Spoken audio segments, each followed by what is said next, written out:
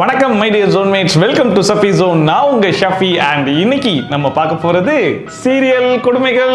இங்க போறடா வா. Parotta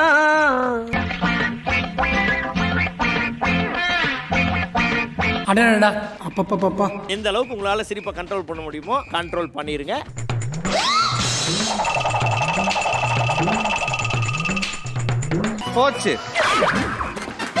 போச்சுமா.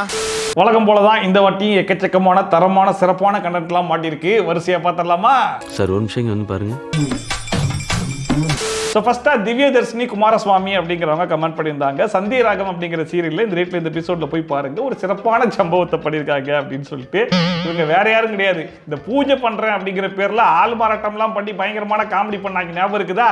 That same team தான். வாங்க இந்த வாட்டி என்ன காமெடி பண்ணியிருக்காங்கன்னு பார்த்துருவோம். வாங்க சார். என்னங்க சொல்றீங்க? சாமி இந்தாங்க. ஆல்ரெடி 2 ரவுண்ட் ஆஃப் பூஜைக்கு உங்க பொண்ணை வச்சு அப்பாக்கே தெரியாம காமெடி பண்றேன் அப்படிங்கிற பேர்ல கண்ணை மறைச்சாங்க, கண்ணாடியை வச்சு லைட்லாம் அடிச்சாங்க இல்லையா? இப்ப 3rd ரவுண்ட் ஆஃப் பூஜைக்கு நீங்க கையில எடுத்திருக்க அந்த ஆயுதம் என்ன ஆயுதம் தெரியுமா? கண்ணாயிரம் அந்த வெப்பன் சடி.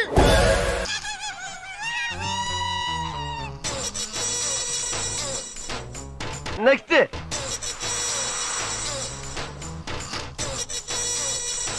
எப்படி ஜஸ்ட் ஒரு புகையை போட்டு தேவையில்லாத ஆட்களை அப்புறப்படுத்தினது மட்டும் இல்லாம தேவையான ஆள் மாறாட்டத்தையும் அந்த கேப்லயே பண்ணி முடிச்சிட்டாங்களாமா. இது ஒரு பக்கம் அப்படின்னா, இன்னொரு பக்கம் பயங்கரமான ட்விஸ்ட் வச்சிருக்காங்க. அது என்னன்னு கேட்டீங்கன்னா, அந்த 2 பூசாரி இருக்காங்கல்ல, அந்த பூசாரியில ஒரு பூசாரி வில்லன் பூசாரியா. அடடா அப்பப்பப்பா. இனிமேதான் பிரச்சனையே. அங்க ஒருத்த மாமாவை கொல்ல வந்திருக்கான். சரி, இந்த வில்லன் பூசாரிக்கு இந்த வீட்டுல என்ன வேலை அப்படின்னு சொல்லி கேட்டீங்கன்னா, அவங்க அப்பாவை போட்டு தள்ளுறதுக்காக வந்திருக்கானாமா. அவனும் பாருங்க இதே புகையை யூஸ் பண்ணி குத்தி விட்டுறலாம்னு சொல்லிட்டு ஒளிச்சு வச்சிருந்த கத்தியை எடுத்து குத்தவும் போயிட்டான்.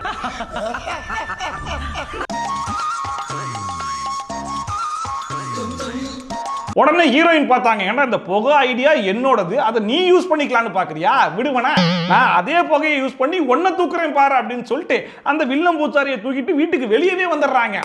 ஆனாலும் பாருங்க, இப்ப பூசாரியை தூக்கிட்டு வந்த சம்பவம் அங்கிருந்த யாருக்குமே தெரியலையா. இதுக்கெல்லாம் முக்கியமான காரணம் என்ன? புகை. அந்த கண்கொள்ளா காட்சிகளை எல்லோரும் இங்கே கண்டுகளியுங்கள். இது எல்லாத்தையும் கூட விட்டுறலாங்க, ஆனா கடைசியில இந்த பூஜை முடிகிற நேரத்துல ஹீரோயின் புள்ள வீட்டுக்குள்ள நிக்கும். இந்த ஆள் மாறாட்டம் பண்ண அவங்களுடைய பொண்ணு இந்த வேலையெல்லாம் முடிச்சிட்டு வெளியே வந்து பார்த்தா வெளியும் நிப்பாங்க.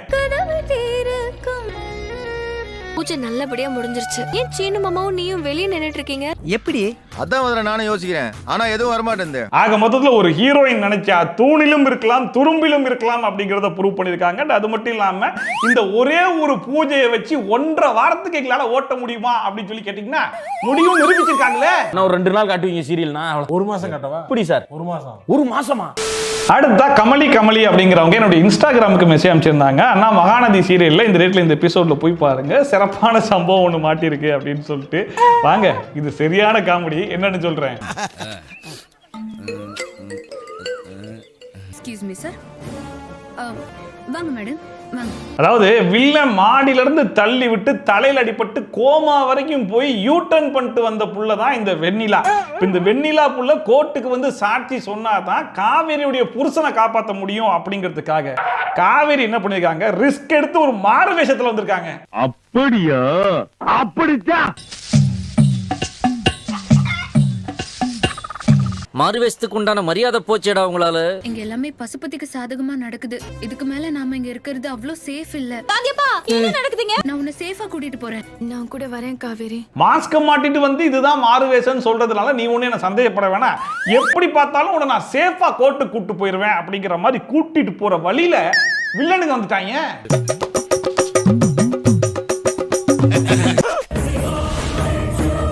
இப்போ நம்ம வில்லனுங்களுக்கும் இந்த வெண்ணிலா காவேரிக்கும் எவ்வளவு டிஸ்டன்ஸ் இருக்கும் அப்படின்னு சொல்லி பார்த்தீங்கன்னா, மிஞ்சி போனா ஒரு 10 அடி தூரம் இருக்குமா.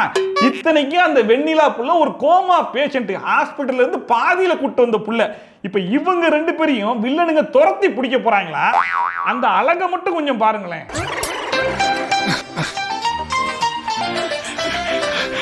வா வெண்ணிலா, என்னால முடியல. வா ஒரு நிமிஷம் வா வா வா. அடே வில்லனுங்களா, பின்னாடியே தான்டா பரபரப்பா ஓடி வந்துட்டு இருந்தீங்க. திடீர்னு எதுவும் டீ குடிக்க போயிட்டீங்களா? ஆளையே காணமடா. இவங்க 2 பேரும் சாவகாசமா ஒளிஞ்சிட்டு பேசிட்டு இருக்காங்களே அப்படின்னு சொல்லி பார்த்தா, அதெல்லாம் நாங்க விட மாட்டோம், நாங்க வில்லனுங்க அப்படின்னு சொல்லிட்டு கரெக்டா ஸ்பாட்டை கண்டுபிடிச்சு வந்துட்டாங்க. ஏய் இங்க போறடா வா. ஓன்னா மட்டும் உன்னை விட்டுருவோமா? Come on charge. சபாஸ் தான் வில்லனுங்களா, சபாஸ். இவ்வளவு நாளா வில்லனுங்கள்லாம் காமெடியா காமிச்சிட்டு இருக்கும் போது நீங்க தாண்டா வில்லனுக்கு உண்டான ஜஸ்டிபிகேஷனே பண்ணிருக்கீங்க. இப்ப நீங்க எல்லாரும் என்ன எதிர்பார்ப்பீங்க? இவங்க உள்ள போயிருக்காங்க, அந்த 2 பிள்ளைகளையும் பிடிச்சி தரன்னு இழுத்து வர போறாங்க அப்படி தானே எதிர்பார்க்கறீங்க. இப்பதான் அவனுங்க ஹெவி காமெடி ட்ரை பண்ணிருக்காங்க, அதை பாருங்க.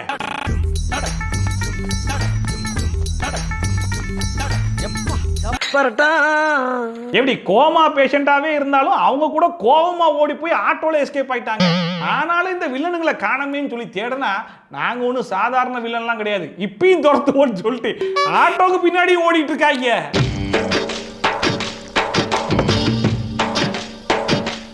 ஆக மொத்தத்துல இவ்வளவு வீக்கா இருக்கிற ஒரு பேஷண்டே இவனுங்களை விட ஃபாஸ்டா ஓடுறாங்கன்னா, இவனுங்கெல்லாம் எப்பேற்பட்ட பேஷண்டா இருப்பாங்கன்னு பாத்துக்கோங்க, எப்பேற்பட்ட வில்லனா இருப்பாங்கன்னு பாத்துக்கோங்க.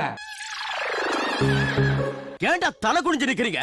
ஒரு வழியா நம்ம காவேரி சொன்ன மாதிரியே சேஃபா கூட்டு போய் வெண்ணிலாவும் கோர்ட்ல உண்மையை சொல்லி காவேரியுடைய ஹஸ்பண்ட காப்பாத்திடுறாங்க. என்ன மாடியில இருந்து தள்ளி விட்டது பசுபதி தான். நேர்மை, நீதி, நியாயம் ஜெயிச்சது. இது அதான் காவேரி ஆசைப்பட்ட மாதிரி வெண்ணிலா கோர்ட்டுக்கு வந்து உண்மையெல்லாம் சொல்லி காப்பாத்தி விட்டுருச்சு, அதோட முடிஞ்சு போச்சான்னு சொல்லி கேட்டீங்கன்னா, அதுக்கப்புறமா தான் பயங்கர த்ரில்லரா கொண்டு போறாங்க. ஏன்னா வெண்ணிலா அதுக்கப்புறமா வீட்டுக்கு வந்ததுக்கு அப்புறம் 2 கையும் காட்டவே மாட்டாங்க, எப்ப பாரு ஷாலுக்குள்ளேயே ஒளிச்சு வச்சிருப்பாங்க. நீங்க எந்த ஆங்கிள் பார்த்தாலும் அவங்க கையை பார்க்க முடியாது பாருங்களேன்.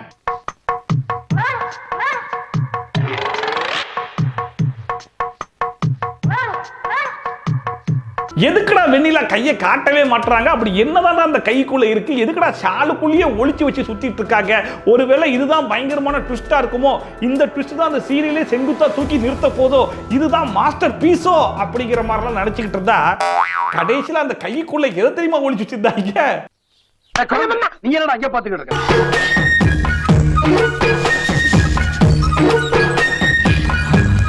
இப்ப தெரிஞ்சிருக்குமே, ஹாஸ்பிட்டல்ல இருந்து கோர்ட்டுக்கு போய் கோர்ட்ல இருந்து வீட்டுக்கு வந்த கேப்ல எங்க இருந்துமா ஒரு 2 கையிலயும் மருதாணி வந்துச்சு? இதையா நாங்க மாஸ்டர் பீஸ் நினைச்சுக்கிட்டு இருந்தோம்? இது ஒரு வேஸ்ட் பீஸால இருக்கு.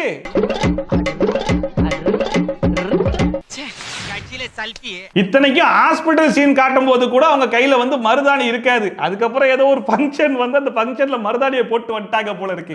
அதை மறைக்கிறதுக்காக எப்ப பாரு ஷாலுக்குள்ளேயே கையை விட்டு சுத்திட்டு இருக்காங்க. அடுத்த ஜெயலட்சுமி சண்முகம் அப்படிங்கிறவங்க கமெண்ட் பண்ணியிருந்தாங்க, மணமகளே வா அப்படிங்கிற சீரியல்ல இந்த டேட்ல இந்த எபிசோட்ல போய் பாருங்க. இங்க வந்து வில்லன் சாதாரண வில்லன் கிடையாது, ப்ரொஃபஷனல் வில்லனா இருக்கேன், அவன் பண்ற காமெடி மட்டும் கொஞ்சம் போய் பாருங்க அப்படிங்கிற மாதிரி போட்டிருக்காங்க. வில்லனாலே காமெடி தானே, வாங்க பாத்துருவோம். என்ன தம்பி சிறப்பா செஞ்சிருக்கீங்க. அதாவது ஷூட் பண்ணலான்னு வந்த பொண்ணுங்க கிட்ட, இது எங்க நிலம், எங்க நிலத்துல வந்து நீ ஷூட் பண்ணுவியா அப்படின்னு சொல்லிட்டு அந்த 2 பொண்ணுங்களை அசிங்கப்படுத்தி அடிச்சது மட்டும் இல்லாம அதை தட்டி கேட்க வந்த ஹீரோயினையும் அசிங்கப்படுத்தி விட்ட உடனே இதை பார்த்துட்டு சும்மா இருக்க முடியாம ஹீரோ பொங்கி எழுதுருவாரு.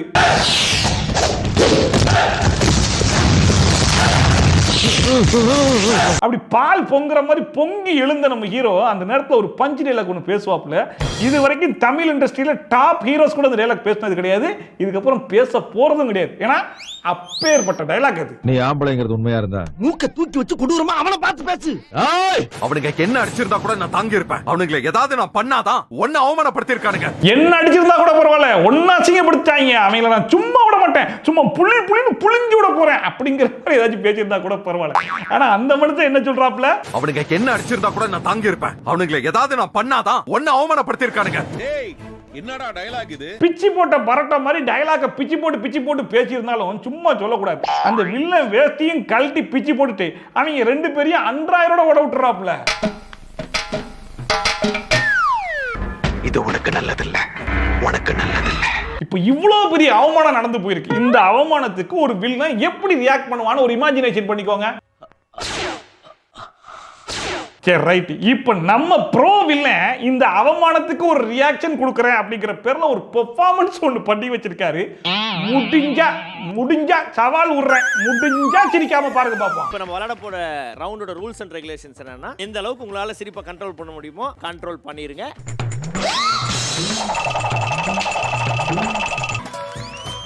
என்ன வாய் இப்படி பண்ணா என்ன அர்த்தம்? எப்படி நல்லா இருந்துச்சுல்ல? சத்தியமா யாருமே சிரிச்சிருக்க மாட்டீங்களே, எல்லாரும் மிரண்டு போய் பார்த்துருப்பீங்களே.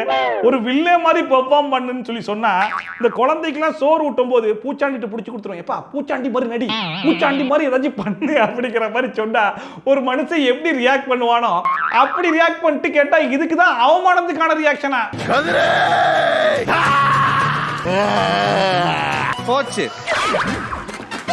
போச்சுமா. எப்படிதான் இந்த சீனை யாருமே சிரிக்காம எடுத்து முடிச்சாங்க அப்படிங்கிறது ரொம்ப ஆச்சரியமா தான் இருக்குது. இது ஒரு பக்கம் அப்படின்னா, இன்னொரு பக்கம் அந்த வில்லனுக்கு உண்மையிலேயே கோவம் வந்து அந்த ஹீரோ ஹீரோயின் 2 பேரையும் பழி வாங்குறேன்னு வேற கிளம்பிடுறாப்ல. கோயிலுக்குள்ள அவங்க வெளியே நாம போட்டு போடுறோம், அடிக்கு அடி ரத்தத்துக்கு ரத்தம். விடிய விடிய நாம காத்திருக்க போறோம். விடிஞ்சதும் ஊர் முழிச்சுக்கும், ஊர்க்காரங்களாம் வந்துருவாங்க. என்ன புரியுதா? ஆளை பார்த்தா டம்மி பீஸா இருக்க, பயங்கரமான ஆளா இருக்கேடா. எப்பேற்பட்ட பிளான் பாத்தீங்களா? ஹீரோவையும் ஹீரோயினையும் கோவிலுக்குள்ள வச்சு பூட்டிட்டு விடிய விடிய அன்றாயரோட கோவில் வாசல்லே உட்கார்ந்து காவல் கடந்து காலையில மக்கள் கிட்ட மாட்டி விட போறாராம்.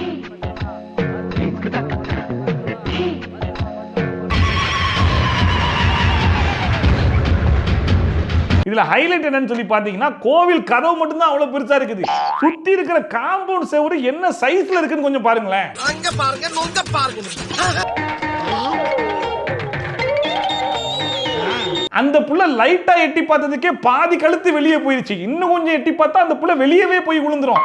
இந்த காம்பவுண்ட் செவுரை வச்சுக்கிட்டு இவங்க 2 பேரும் வெளியே வர முடியாதுன்னு இவன் வாசல்லே காவல் கிடக்குறானா, அதுவும் அன்றாயரோட. பூசாரியா இருக்கீங்களா?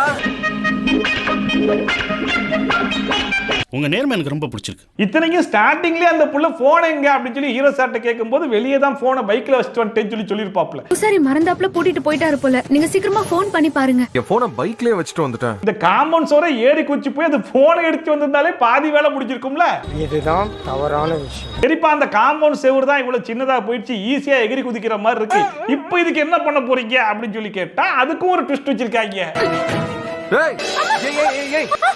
என்ன பண்ணீங்க? மடங்கிடுச்சு.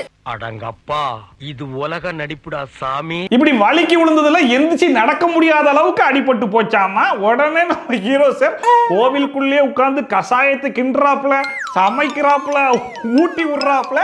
ஆனா அந்த காம்பவுண்ட் சோரை எகிரி மட்டும் குதிக்க மாட்டான். போதுமா?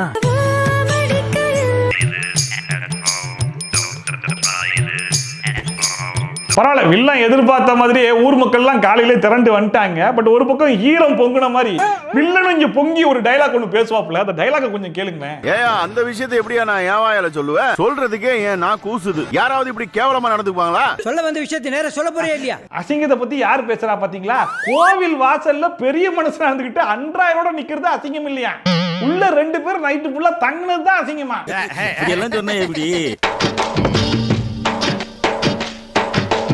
ஆனா பரவாயில்லைங்க, இந்த வில்லனாச்சு நைட்டு ஃபுல்லா அன்றாயரோட கோவில் வாசல்ல காவல் காத்ததுக்கு அந்த மனுஷன் நினைச்ச மாதிரியே 2 பேரையும் மாட்டி விட்டாப்ல. அது வரைக்கும் சந்தோஷம். அடுத்ததா கோபி லட்சுமி அப்படிங்கிறவங்க கமெண்ட் பண்ணியிருந்தாங்க, மல்லி சீரியல்ல போய் பாருங்க, பயங்கரமான ஒரு மாறுவேஷம் பண்ணி வச்சிருக்காங்க, கொஞ்சம் என்னன்னு சொல்லி பாருங்க அப்படின்னு சொல்லிட்டு. அதுல மாறுவேஷம் மட்டும் கிடையாது, ஹெவி காமெடி எல்லாம் பண்ணிருக்காங்க. பாக்க நானே சொல்றேன், நீங்களா சொல்லுங்க. என்ன நடக்குதுங்க? மீடியாக்காரங்களை எல்லாம் கூட்டிட்டு வந்திருக்கீங்க. அட்டேங்கப்பா, பரவாயில்லையே, மீடியாக்காரங்களே திரட்டி கூட்டு வந்துட்டாங்களாமே. இப்ப அவங்க கூட்டு வந்திருக்கிற அந்த மீடியாக்காரங்களை மட்டும் கொஞ்சம் பாருங்களேன். பாருங்க பாருங்க. பார்க்கலாம். ஏண்டா, ஒரு மொபைல் போனு, 2 நோட் பேடு, 2 பேனா, இதை தூக்கிட்டு வந்தா அவங்களுக்கு பேர் மீடியாக்காரங்க. இத உனக்கு சத்தியம் பண்ணி வேற சொல்லுமாயா? நம்மளா நம்ம நம்பாட்டி பாயா. சரி ரைட், இவங்கள மீடியாக்காரங்கன்னு சொன்னதை கூட மன்னிச்சு விட்டுறலாங்க. ஆனா இப்பேற்பட்ட பிஸியான இந்த மீடியாக்காரங்களுடைய அடுத்த ஸ்கெடியூல் என்ன அப்படிங்கறத அவங்களே சொல்லியிருப்பாங்க. அதையும் கொஞ்சம் கேளுங்களேன். அவங்களுக்கு பக்கத்துல மந்திரி மீட்டிங்க்கு கவரேஜ் போக வேண்டியது இருக்கும். அவனை கொல்றா, சும்மா விடாத. பரவாயில்லடா. பாத்தீங்களா, இந்த மொபைல் போனை எடுத்துட்டு போய் தான் மந்திரி மீட்டிங் உடைய கவரேஜே கவர் பண்ணணுமா. அப்ப எப்பேற்பட்ட மீடியாக்காரங்களா இருப்பாங்க பாத்துக்கோங்க. கோவப்படாதீங்க சார், என்கிட்ட எல்லாம் கோவப்படுறதுனால 10 பைசாவுக்கு பிரயோஜனம் இல்ல. சொல்ல மறந்துட்டேனே, அந்த கூட்டத்துல ஒரு மாறு வேஷம் வேற ஒளிஞ்சிருக்குங்க. முடிஞ்சா கண்டுபிடிக்க பாப்போம். சவாலா? என்னோட குரல் கூட எங்கேயோ கேட்ட குரல் மாதிரி இருக்குல்ல. இந்த மாறு வேஷத்தை யாராலையும் கண்டுபிடிக்க முடியாது. அதனால அவங்களே ஓபன் பண்ணி காட்டிருப்பாங்க, பார்த்து தெரிஞ்சுக்கோங்க.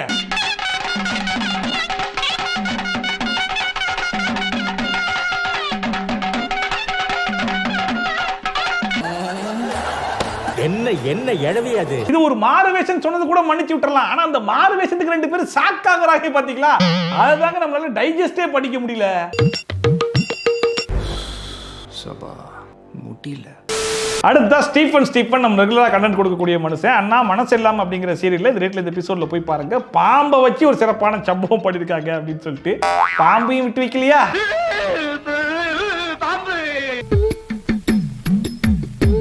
ஹீரோ ஹீரோயின் சொல்லிட்டு மொத்த குடும்பமும் இப்ப விவசாயத்துல இறங்கிட்டாங்களாம்.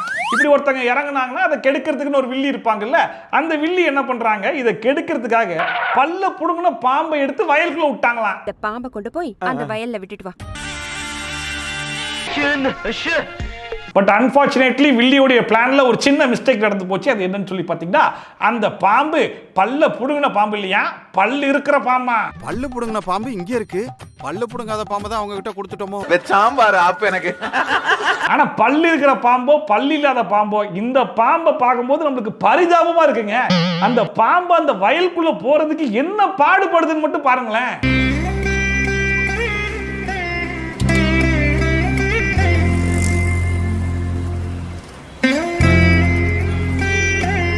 ஏண்டா அந்த பாம்புக்கு கூகுள் மேப்ல ஏதோ ரூட் சொல்லி விட்டீங்களாடா? சுத்துற எடுத்து திரும்ப திரும்ப சுத்திக்கிட்டு இருக்கேடா. தட்டுமுட்டா இருக்கு, மெயின் ரோடு எங்கடா இருக்கு ஐயா? அத்தடி அண்ணா வாப்பா. இத வரேன். பரவாயில்ல, ஒரு வழியா லொகேஷனை கண்டுபிடிச்சி ஒருத்தர் அட்டாக் பண்ண போச்சு. பட் அந்த டைம்ல அவர் எஸ்கேப் ஆனதுனால மறுபடியும் முதல்ல இருந்து வரேன் அப்படின்னு சொல்லிட்டு கூகுள் மேப்பை பார்த்துட்டு மறுபடியும் முதல்ல இருந்து கிளம்பிருச்சு. மறுபடியும் முதல்ல இருந்தா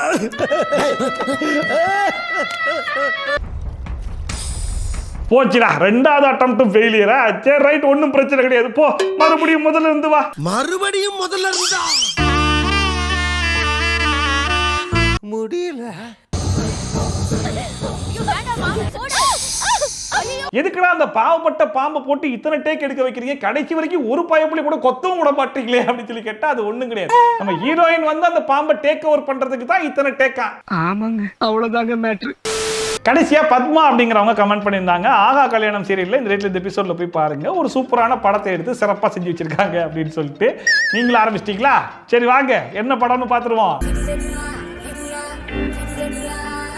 யார் யார் என்ன பேர் வைக்கணும்னு விருப்பப்படுறாங்களோ அத ஒரு சீட்ல எழுதி குலுக்கி போட்டு எடுத்துருவோம். அப்படி பாரு, சூப்பர் சீனரி.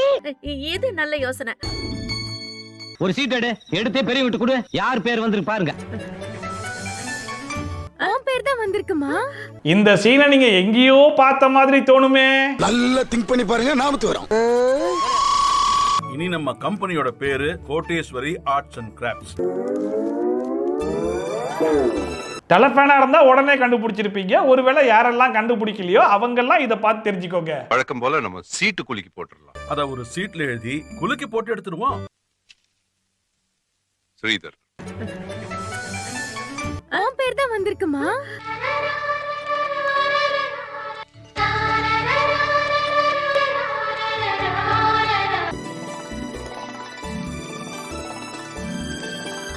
எல்லாத்துலயும் என் பேரு தான் எழுதியிருக்காங்க. முகவரி படத்துல வந்த சீனை தான் அப்படியே அலாக்கா தூக்கி அளவெடுத்து தச்சு வச்சிருக்காங்க. கிட்டத்தட்ட இவங்களுமே நம்ம கையல் சீரியலுக்கு தான் டஃப் கொடுக்க பாக்குறாங்கன்னு நினைக்கிறேன். வீடியோ இந்த வீடியோ பார்த்து கொஞ்சமா என்ஜாய் பண்ணிருப்பீங்க நம்புறேன். ஒருவேளை நீங்க என்ஜாய் பண்ணீங்கன்னா மறக்காம கமெண்ட் செக்ஷன்ல சொல்லுங்க. இதே மாதிரி ட்ரோல்ஸ் அண்ட் ரிவ்யூஸ்லாம் கன்சா பார்க்க நினைச்சீங்கன்னா மறக்காம சப்ஸ்கிரைப் பண்ணிட்டு பக்கத்துல இருக்க பெல் ஐகானை டான் தட்டி விட்டீங்கன்னா நான் போடுற வீடியோ நோட்டிஃபிகேஷன் டான் டைம்க்கு வந்து சேர்ந்துரும். ஸோ மீண்டும் இது மாதிரி சூப்பரான வீடியோட சூப்பரான ரிவ்யூவோட சூப்பரான ட்ரோலோட உங்களை சந்திக்கிறேன். Then bye from Shafi. Tata bye bye and take care.